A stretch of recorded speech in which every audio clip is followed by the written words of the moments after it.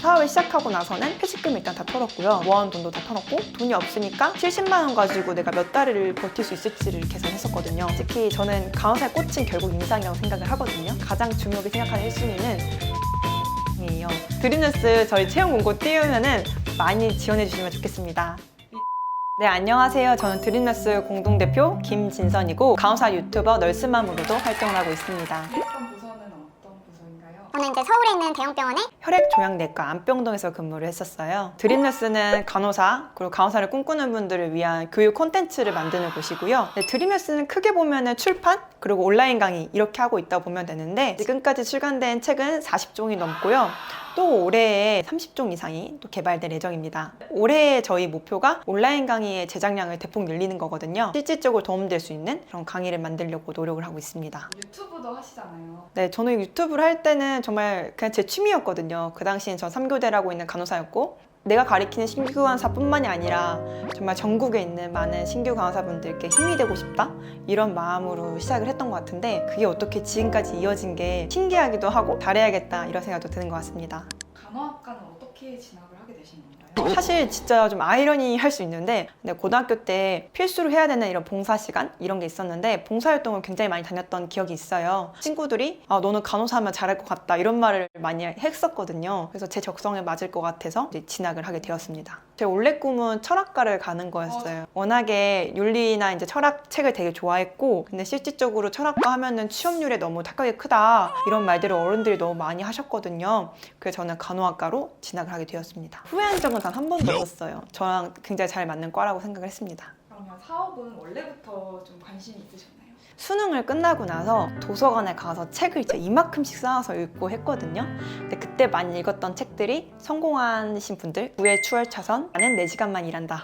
시간적 경제적 자유, 그리고 저는 돈이라는 거를 그냥 탐욕스러운 거라고 생각을 했어요. 근데 어느 순간 그런 책들을 접하면서 돈이라는 게 생겨야 내가 힘이 길러지고 내가 진짜 돕고 싶은 이들을 도울 수 있구나라는 걸 많이 느꼈거든요.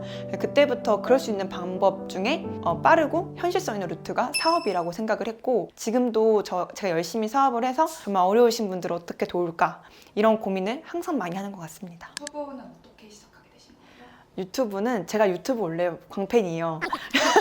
정말 유튜브를 보는 걸 너무 좋아해서 지금도 유튜브를 이렇게 틀어놓고 생활을 하거든요. 뭐 보세요? 심사임 그리고 2호 보통 이런 스타트업 사업 관련된 유튜브 다 보고요. 먹방 많이 보고 유튜브를 막 너무 보다 보니까 무심결에 검색을 했거든요. 그 유튜브에 간호사라고. 근데 간호사 유튜브가 한 명도 없는 거예요. 왜 간호사 유튜브가 없지? 하고 제가 그 다음날 바로 카메라랑 노트북을 산 것 같아요. 저는 생각하면은 이제 실행을 하자. 너무너무 부족한 걸 저도 잘 아는데 정말 넓은 마음을 봐주셨고 그렇게 해서 그래도 운영이 될 수 있지 않았을까? 이런 생각이 듭니다. 병원에 다니시면서 유튜브를 하기가 사실 병원이 되게 보수적인 집단이잖아요. 네. 반응은 어땠는지 궁금해요. 다 저한테 지지를 해주셨고요. 단 한 번도 요만큼도 하지 말라든지 아니면 약간 불편한 기색을 내비치던 그런 분들은 없으셨어요. 편집도 유튜브 보고 배워서 했고요. 지금도 편집자님이 편집해주신 영상도 있지만 제가 편집하는 영상도 섞어서 이렇게 하고 있습니다.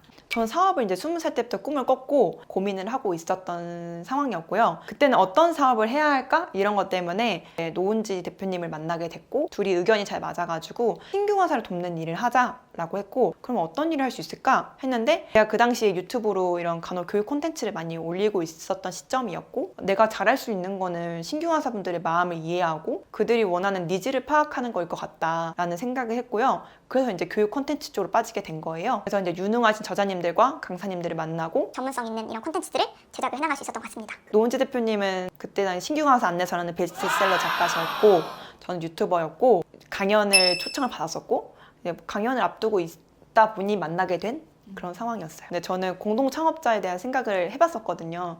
근데 제 주변에서 못 찾았어요. 은지 대표님을 처음 만난 날, 얼굴을 아예 처음 보고 서로의 통선명을 처음 한 날, 그때 약간 운명이라고 느꼈어요. 아침 11시에 만나서 막차가 될 때까지 그렇게 처음 만난 날 사업을 같이 하기로 약속을 했어요. 그게 벌써 3년이 됐네요. 어떻게 싸운 적은 없으셨어요? 네, 단 한 번도 없었어요. 의견이 다른 적은 많죠. 근데 그것 때문에 뭐 감정이 삐져서 말을 안 한다든지 싸워가지고 원성이 높아진다든지 그런 적은 단 한 번도 없습니다. 근데 지금 약간 부부 같은 느낌인데 일단은 간호사로 근무를 하면서 푸센맘 입문과정을 같이 구상할 사람들을 찾았어요. 그래서 간호사로 근무하면서 푸센맘 입문편이 완성이 된 거거든요. 제가 디자인을 배웠어요. 인디자인을. 그리고 제가 출판사 설립 과정을 배웠고 그래서 집에서 혼자 그 인디자인으로 디자인 편집을 하고 또 은지 대표님도 같이 뭐 이렇게 알아보고 처음부터 끝까지 저희 손으로 한 거예요. 뭐 출판사를 끼거나 그런 것도 아니고 인쇄소도 저희가 찾아가가지고 인쇄를 하고 그리고 처음에는 시장이 없으니까 스마트 스토어에서 판매를 하고 택배 살 데가 없으니까 빈 건물 가서 쭈그려 앉아서 이렇게 싸고 그리고 사업을 시작하고 나서는 퇴직금 일단 다 털었고요. 모아온 돈도 다 털었고 돈이 없으니까 월 그 당시에 70만 원 가지고 내가 몇 달을 버틸 수 있을지를 계산했었거든요. 정말 돈도 엄청 아껴서 생활하고 저희가 솔직히 월급을 가져간 게 그렇게 오래되진 않아요. 그러니까 무급 시절이 좀 길었는데 왜냐면 직원들도 계속 늘고 또 계속 사업은 투자가 돼야 됐고 근데 그래도 한 번도 막 힘들다 내가 사업하면 후회하거나 그런 적은 없었던 것 같아요. 늘 행복했고 희망적이었고 그리고 미래에 대한 그런 가치 이런 게 되게 컸던 것 같습니다. 지금 뭐 베스트셀러인 푸센마음은 3만 권이 판매됐는데 30세를 이제 인쇄한 거고 저희가 교보문고에서 1에서 5위가 다 저희 거일 때도 많고 막 교보문고에 매대가 따로 있은 적도 많고 그만큼 지금은 정말 많은 강사분들의 사랑을 받고 있는 그런 도서입니다. 학교에서 병원에서 단체로 구매하는 것도 되게 많고요. 그리고 간호 학생분들 중에서도 뭐 실습에 도움이 되신다 이렇게 해서 사시는 경우도 많습니다. 일단은 아침에 8시에 출근을 해가지고 밤 9시 정도 퇴근을 해요. 근데 화요일, 목요일은 대학원 있는 날이거든요. 그러면 대학원이 보통 밤 10시에 끝나요. 그러면은 10시에 끝나면은 보통 운동을 합니다. 운동 2시간 하고 그래서 월요일부터 금요일까지는 보통 야근하거나 대학하고 PT 받거나 아니면 운동하거나 이렇게 보내고 있고 주말에는 요즘은 조리사 자격증을 따고 있어요. 그래서 요리 학원을 풀타임으로 다니고 있습니다. 저 같은 경우는 잠이 없어요. 그리고 누워있는 걸 못해요. 그래서 일단 일어나면 활동을 많이 하고 하루를 굉장히 빡빡하게 살려고 하는 편인 것 같아요. 그리고 늘 사업이 머릿속에 있고 아이패드를 항상 가까이 두고 있거든요. 생각날 때마다 아이패드에 비즈니스 모델 그리고 그런 식으로 살고 있습니다.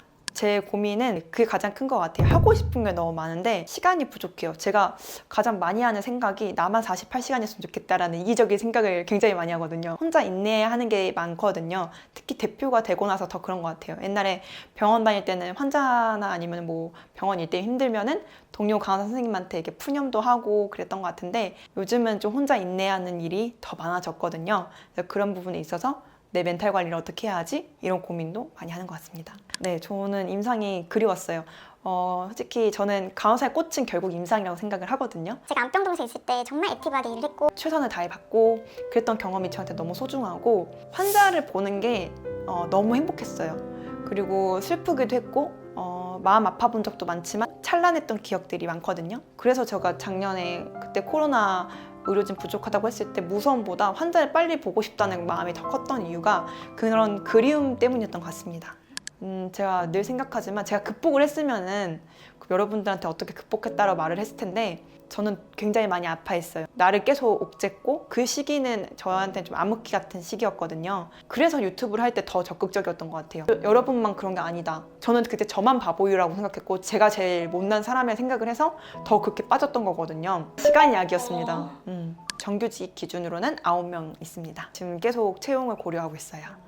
정말 최소 인원을 해도 300명이 넘을 거예요. 한 책당 의료진이 못해도 10명 이상이 들어갈 수밖에 없고 40건이 출간됐다 보니까 꽤 많은 분들이 참여를 해주셨고 저희 드림너스는 전문가사 협회랑 정식 MOU를 맺었어요.